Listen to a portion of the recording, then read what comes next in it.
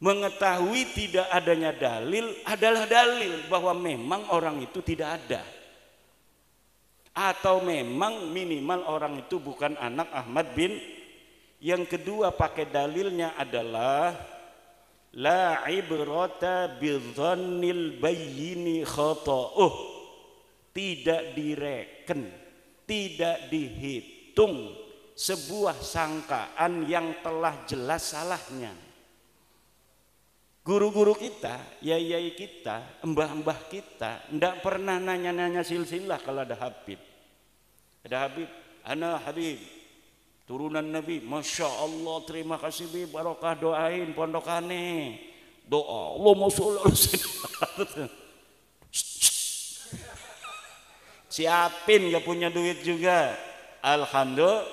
Kenapa? Husnudzon, namanya husnudzon, namanya dzon, namanya kita terima saja, mudah-mudahan ada barokah. Kata ketum juga barokah kalau kita husnudzon. Betul, orang husnudzon itu barokah.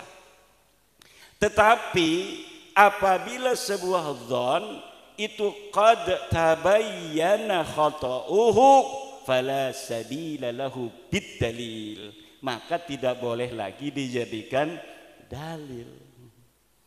Kalau sudah ada dalilnya nggak bisa. Yai Syakir misalnya orang Bekasi, tiba-tiba ada tetangganya yang meninggal ibunya, bayinya lahir di rumah sakit, dibawa ke Tuban untuk menjaga kehormatan kemuliaan anak ini. Kasihan nggak punya ibu, nggak punya ayah. Dikatakan anak siapa ini Yai Syakir? Anak saya. Husnudon semua, bisa jadi anaknya Yai Syakir bener. Maka ditanya sama orang-orang desa, itu anak siapa? Anak Yai Syakir dari Bekasi, namanya Dzon. Tapi setelah 20 tahun mau dinikahkan, Yai Syakir ini juga ngegeruyeng aja dalam pikirannya, ini saya mau nikahkan atas nama saya atau bagaimana? Kalau atas nama saya enggak sah karena saya bukan walinya. Kalau misal saya sebutkan, maka nanti dia takut sedih. Tiba-tiba lah bismillah aja, mudah-mudahan Allah mengampuni saya, katanya. Mau dinikahkan aja sama Yai Syakir. Tiba-tiba datang Yai Ansori, namanya Yai Ansori, rambut gondrong. Nanti dulu. Nanti dulu, jangan dinikahkan. Ini saya telah dapat informasi dari Bekasi bahwa ini bukan anaknya Kak Haji, ini anaknya tetangga Kak Haji, ibunya meninggal, Kak Haji kasihan, kemudian Kak Haji asuh dia sebagai anak sendiri, nggak bisa nikah. Mana katanya dalilnya? Ini tuh rumah sakitnya, ini bukti dari rumah sakit bahwa ini bayi anaknya Samlawi, Samlawi lagi, ibunya Samsiah, bukan anak Kak Haji. Dulu-dulu kalau orang sampai ditanya di pengadilan pun, di pengadilan Tuban, ini si anak ditanya, hei apa namanya Gus Jami, anak siapa itu? Kamu bersaksi di depan pengadilan setelah disumpah. Saya tanya, kata hakim, anak siapa itu? Anak Yai Syakir. Sah apa tidak? Sah. Karena suhroh wal istifadah, sudah tasamu' bainan nas fi palang wa fi soko, bahwa anak ini anak Yai Syakir. Tapi ketika surat dari rumah sakit ini sudah ada, jelas ini bukan anak Yai Syakir, suhroh istifadah itu gugur semua. Jadi suhroh dan istifadah itu, kata Ibnu Hajar Al-Asqalani di dalam kitabnya Al-Jawabul Jalil, innan nasaba mimma yasbutu bisyuhrati wal istifadah illa ayyasbuta ma yukhalifuh. Nasab itu sebagian dari sesuatu yang bisa ditetapkan dengan suhroh dan istifadah. Suhroh istifadah itu kesaksian tanpa melihat, cukup mendengar dari orang-orang saja. Orang mengatakan itu anak Yai Syakir, kita percaya saja itu anak Yai Syakir. Kalau ditanya oleh hakim anak siapa, kita tidak dianggap berdosa, tidak dianggap berbohong kalau mengatakan anak itu anak Yai Sakir, karena sudah syuhro dan istifadah. Dulu sebelum ada penelitian nasab Ba'lawi, orang yang mengatakan Ba'lawi turunan Nabi itu tidak berdosa. Kenapa? Sudah syuhroh wal istifadah. Tapi ketika surat lahirnya ada bahwa Ubaid ini leluhur mereka bukan turunan Ahmad, ya ndak boleh. Kan kitabnya sekarang baru ditemukan. Kitab-kitabnya ini banyak, itu sekarang baru ada di Indonesia. Dulu Mbah Hasyim Asy'ari itu nggak mau baca-baca genap nasab-nasab ngatosin ati. Saya aja ini kerasa hatinya atos 2 tahun mikirin nasab. Biasanya bacanya hikam, baca Quran baru setengah ayat udah menangis, sekarang 10 ayat baru terasa. Kenapa? Atos baca kitab nasab gitu. Nasab dewek dudu. Tapi kewajiban la yajuzu lil alimi kitmanu ilmihi fi hadzal bab. Tidak boleh bagi orang alim untuk menyembunyikan, haram hukumnya. Kalau misalnya Yai Ansori tadi tahu si perempuan itu bukan anaknya Yai Sakir, mau dikawinkan saja oleh Yai Sakir, hukumnya haram. Karena nanti akan berzina seumur-umur itu, kehitungnya. Anaknya tidak sah dinikahkan oleh bukan ayahnya kok.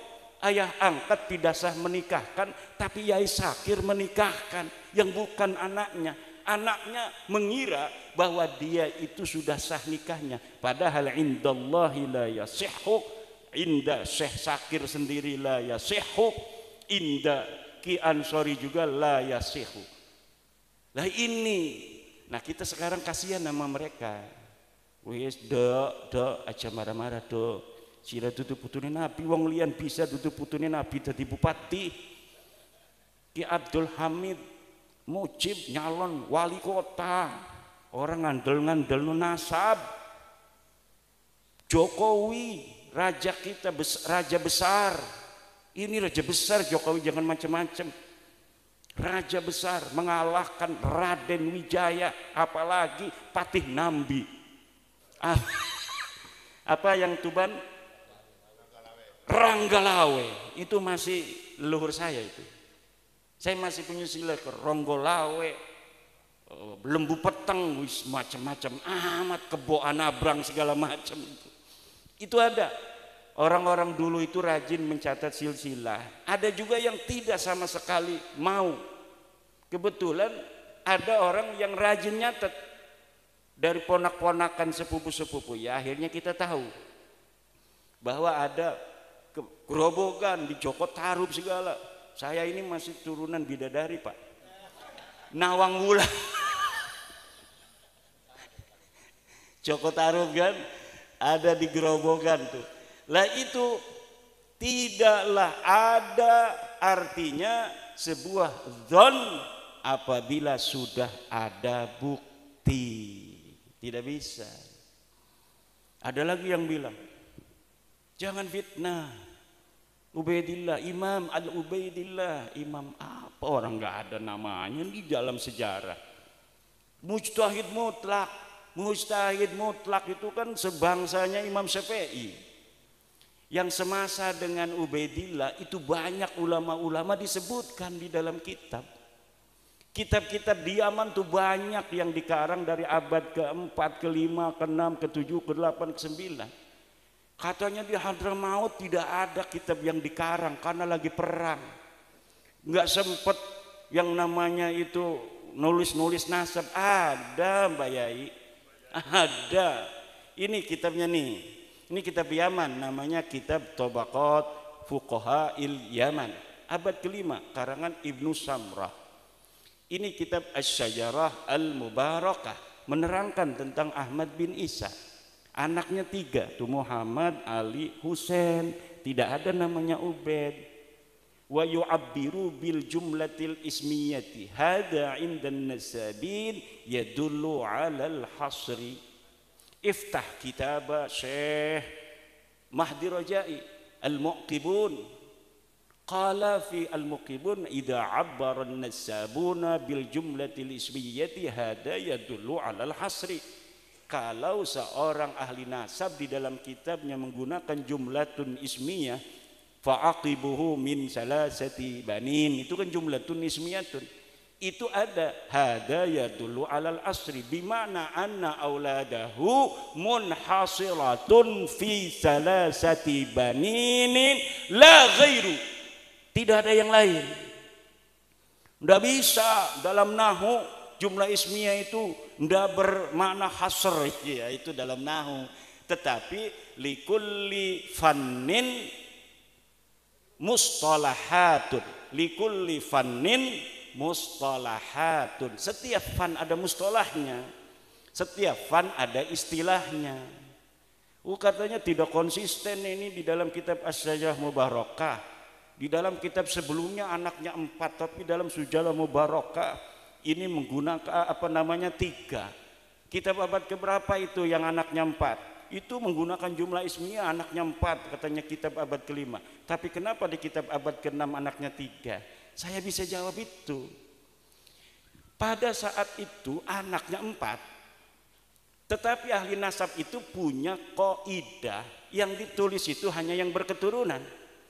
Di abad ke-6 itu yang tersisa dari keturunan orang-orang itu ada 3. Yang tidak berketurunan itu tidak ditulis. Kenapa? Karena adanya kitab nasab ini untuk menjalin silaturahmi orang yang masih hidup. Orang yang sudah ingkirat tidak punya keturunan, yang buat apa ditulis-tulis lagi. Maka kitab nasab kadang-kadang yang lebih tua itu anaknya lebih sedikit. Kalau kitab yang lebih kesana lagi, lebih muda, berarti yang lebih muda itu anaknya lebih sedikit, yang lebih tua lebih banyak. Kenapa? Di abad yang lebih muda, yang abad 9, abad 10, itu bisa jadi keturunannya sudah ingkirat. Yang sudah ingkirat itu tidak lagi ditulis. Karena di dalam kitab nasab itu pakainya istilahnya itu fa'aqoba, maka dia berketurunan. Jarang sekali hanya menulis anak, tapi yang menulis itu siapa yang berketurunan. Karena tujuan ilmu nasab itu lisilatil arham wattaqullaha wal arham. Jadi ilmu nasab itu lisilatil arham. Kayak saya mengetahui jalur-jalur silsilah, ketemu dengan Gus Jami, alhamdulillah kita nyambung di Nabi Adam. Alhamdulillah, berarti masih ada satu darah. Ini darah kita ini, Pak, di dalam darah kita ini ada darah sampai Nabi Adam alaihi salam. Nih kalau kita misalnya tes DNA-nya dengan 10 sepupu kita ada 10, cek. Misalnya satu kakek, cucunya ada 10, di tes DNA itu generasi kedua mentok di situ sama semua kakeknya tuh. Kalau misalnya generasi yang tes DNA itu generasi yang kelima semua, itu nanti di atas kelima nyatu semua. Nah ini Baklawi yang sudah tes DNA ini kan udah tes DNA nih 187, dan kita punya 7, yang satu dari relawan Baklawi yang mendukung kita. Ada Baklawi yang mendukung kita rahasia, bahaya itu orang, bisa dimarahin itu. Nah itu yang satu relawan itu akunnya pun kita yang pegang, jadi kita bisa teliti dia sedalam-dalamnya. Kalau yang kita akunnya nggak tahu, hanya melihat ke pengumuman yang ada di dalam internet Family Tree DNA, ya hanya luar-luarnya saja mengetahui, oh dia bukan orang Arab, oh dia bukan turunan Nabi. Tapi kalau kita buka akunnya, kita bisa ketahui sepupu dekatnya siapa saja, sepupu jauhnya siapa saja, dan kita itu punya relawan dari Baklawi sendiri. Dan ini rahasia dari Indonesia apa dari Yaman, pokoknya di dunia ini ada Baklawi yang mendukung PWILS. dan dia mau jadi relawan, dan kita sudah teliti, yakin, hakul yakin bahwa mereka, dia dan keluarganya bukan keturunan baginda Nabi besar Muhammad sallallahu alaihi wasallam. Kita bukan untuk merendahkan orang, kita hanya mau beritahu ente salah. Ini sebenarnya nih ente bukan orang Arab ya, maaf ya. Ente bukan turunan Nabi ya, maaf ya. Tapi ente tetap saudara kita. Ente tetap saudara kita. Hayu kita sama-sama di Indonesia hidup seuyunan, bareng-bareng, jangan ledek lagi, aneh ya. Begitu aja beres. Kita hidup lagi seperti biasa. Tidak ada orang yang merasa lebih tinggi lagi secara nasab nanti seperti dulu-dulu lagi. Wah, ente Yahudi pesek, ente ajam. Saya itu pernah loh, makanya terngiang-ngiang itu ada Ba'lawi yang nyebut guru saya Abu Yamuh tadi, hei orang ajam. Begitu. Jadi Abu Ya pernah marah-marah kepada Ba'lawi. Ba'lawi usia ulah asup ke Banten, laun asup ke Banten sancana ceramah, sia baca tahlil heula 10.000 kali gitu. Marah nih Ba'lawi. Katanya, hei orang ajam. Wah, kata saya, ini boleh juga. Coba mukanya sama muka Abu Yamuh tadi, Araban mana itu? Jenggotnya aja kayak si Abdul Qadir Jailani. Abu Yamuh tadi itu satu, itu udah lama, 2018 atau 2019an, tapi belum menggerakkan saya untuk meneliti. Ketika ada seorang yang sombong, begitu sombong nyuruh orang adzan di pengadilan, ketika asyhadu anna Muhammad, berhenti, itu Muhammad kakek ente apa kakek aneh? Na'udzubillah, saya lihat videonya. Apa benar sih orang begini cucunya Nabi? Saya sering membaca sejarah-sejarah para turunan Nabi, Ali Zainal Abidin, As-Sajjad, yang matanya penuh linangan air mata. Kalau dia ketahuan sebagai cucu Nabi, dia pindah lagi ngontrak rumah supaya tidak ketahuan. Kalau dia dikatakan sebagai cucu Nabi, saya katanya takut kalau saya berbuat dosa, Allah akan menimpakan saya 2 kali lipat dosa daripada orang lain. Kenapa? Karena ada dalil dari Al-Quran, istri-istri Nabi yang berbuat salah dosanya 2 kali lipat. Turunan tidak ada di Al-Qurannya, tapi cucunya Nabi itu mengkiaskan istri-istri Nabi dengan cucu Nabi Muhammad sallallahu alaihi wasallam dalam dosa, bahwa dosanya bisa jadi kita juga 2 kali lipat karena ada nisbah kepada Rasulullah Muhammad sallallahu alaihi wasallam. Itu saja. Ada yang ngatain lagi tesis iblis. Wih, tesis iblis. Orangnya orang Sunda, orang Bandung, pakainya udang-udang, pengen dipanggilnya Abuya. Kan kalau Abuya di Banten soma saumad dahri, dhahara zuhduhu wa dhahara wara'uhu, wa qara'a al-kutub al-mu'tabarah min al-fiqhi wal tafsiri wal hadis. Kita fikihnya dari mulai Fathul Mu'in, Fathul Wahab, Tuhfatul Munhaj, Nihayatul Muhtaj, Mughnil Muhtaj, beres semua. Tafsirnya dari mulai tafsir Jalalain, Ibnu Katsir, tafsir Marah Labid, tafsir Thabari yang berapa jilid itu, tamat Abuya itu di Banten itu. Kitab Syaikhul Qadir Al-Jailani, Al-Ghunyah dan sebagainya yang jarang-jarang dibaca oleh kiai lain, dibaca oleh Abuya. Lah ini ada Abuya mengkritik tesis, bukan ngasih dalil. Wis pokoknya maulah dalil-dalilan. Wis pokoknya mah eta Habib eta bid'ah nabawiyah, eta turunan Nabi pokoknya mah pokoknya mah baik. Syekh Hasyim Asy'ari sering sekali tuh bawa-bawa Mbah Hasyim, padahal dia sama sekali waktu hidupnya dari mulai kecil sampai sekarang belum pernah dia ada di struktur NU. belum pernah ngurusi NU, bahkan dia berseberangan dengan NU. Kalau NU ada hajat punya calon nggak pernah ngedukung calon NU. Kok sekarang ketika bab nasab bawa-bawanya Mbah Hasim aja, Mbah Hasim. Mbah Hasim katanya mengisbat Ba'lawi. Mana kitabnya Mbah Hasimnya? Kalau misalnya ada muridnya Mbah Hasim, mana saksinya yang masih hidup mengatakan Mbah Hasim mengisbat Ba'lawi? Tidak ada.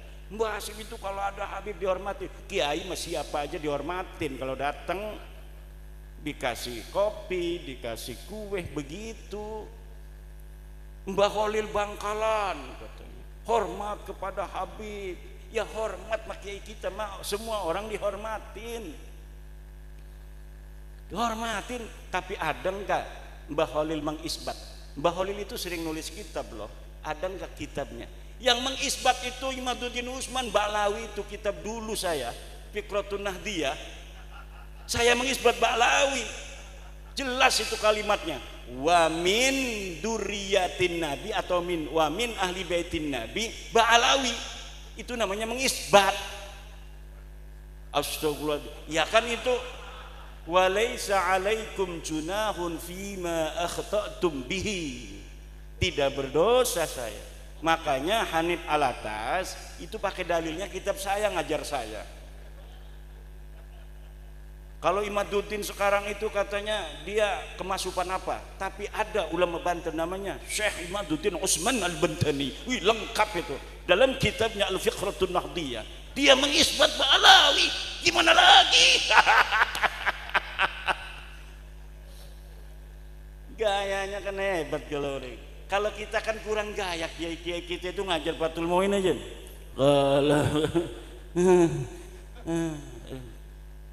Dengan tido mereka aja. Tidak meyakinkan. Padahal mah yudhiru tawadu. Yudhiru atau kiai kita itu tidak meyakinkan kalau dibandingkan dengan ada orang-orang begitu. Kalau dulu nggak ada orang begitu ya karena semua begitu beres. Tapi karena sekarang ada saingannya tidak fair, framing segala macam semacam-macam lah gayanya. Akhirnya kiai kita yang betul-betul alim, tafahum fiddin, tafaqquh fiddin, itu kelihatan tidak alim. Sementara orang yang pidatonya hebat, saudara-saudara, wallah DNA itu haram. DNA haram katanya. Meyakinkan, betul tidak? Meyakinkan. Kalau kiai kita itu kumaha etanya. Aduh aing mah teu sanggup cenah eta ieu kiai tahajudna sawengi cenah 200 rakaat. Waduh jauh aing mah. Itu kiai saya mah kalau ngaji begitu. Kalau ada cerita kiai-kiai yang katanya tahajudnya 200, dia ngomong, ieu mah lain bangsa urang. Naon lain bangsa urang? Ini mah bukan kelas saya. Selalu ngomong begitu. Tapi zaman sekarang ini karena ada orang-orang yang mengajarkan gaya lain dari gaya Wali Songo yang tawadu, itu kalau ada terangin makrifat, orang yang sudah makrifat pada Allah, dia dalam sholat jangankan istrinya, anaknya, dirinya sendiri, Masya Allah, tidak ingat kalau dia sedang sholat karena khusyuk kepada Allah. Hari model kiai mah jauh, model kiai mah. Kalau dia tidak menunjuk dirinya, zaman sekarang tuh nunjuknya pada jamaah, model kiai mah jauh. Kalau kiai dulu yang ditunjuk dirinya sendiri. Iya mah jauh, lain bangsa orang. Duduk kelas kita iki, duduk kelas kita iki. Begitu gaya kiai kita dulu. Makanya yai sekarang gayanya agak dirubah. Allahu Akbar, Masya Allah. Coba tadi lihat anak-anak kita lagi marhaba, tunduk. Begitu gaya-gayanya. Karena yang diajarkan ketawaduan, akhlak. Tapi sekarang orang yang lagi marhaba, Allah. Waalaikumsalam. Enggak ada yang assalamualaikum, dia waalaikumsalam lagi marhaba. Ditanya sama orang setelah dari marhaba, Tadi lagi marhaba, kamu ngomong waalaikumsalam. Rasulullah mengucap salam kepada kita semua. Dan Rasulullah menyampaikan salam